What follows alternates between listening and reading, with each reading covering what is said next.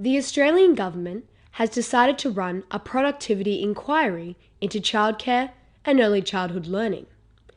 This is good because it will focus government's attention on the importance of early education for children and families. Most of the money our country spends on education is spent after age 5, and yet 85% of brain development occurs before age 5. We know that early education helps children at school and in life, and we know it helps close the learning gap between children whose families have money and those that don't.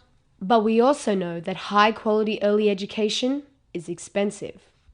The Australian government alone spends over $5 billion a year on early education and care.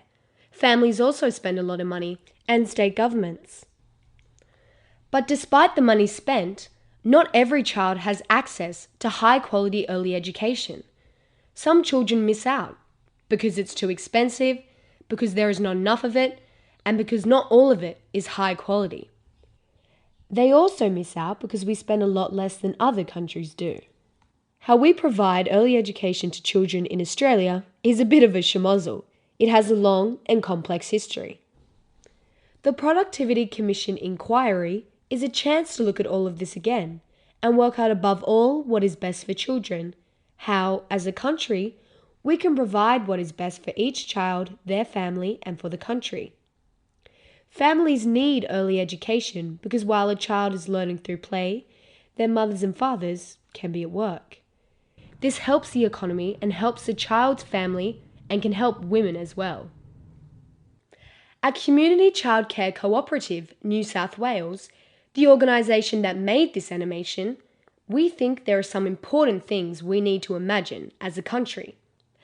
Imagine if every child in Australia was given the right to access affordable early education that everyone agreed was high quality.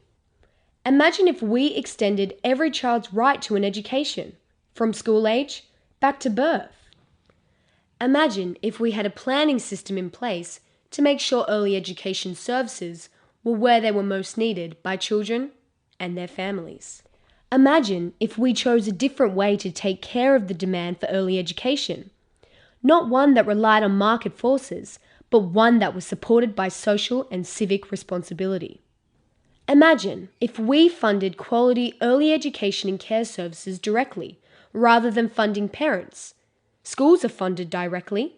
Why not early education and care services? Imagine if we recognised that just as no school in Australia can receive public funding if it is designed to make a profit, neither should we fund for-profit early education and care services. Imagine if we didn't have to fight for high quality. If the benefits of things that raised quality, like the National Quality Framework, were acknowledged and resourced. Imagine if, as a country, we decided we should pay for a world-class early education and care system. Imagine if this system was admired internationally. Imagine if we paid our educators and our early education and care teachers salaries that recognise the importance of their role in children's lives and futures.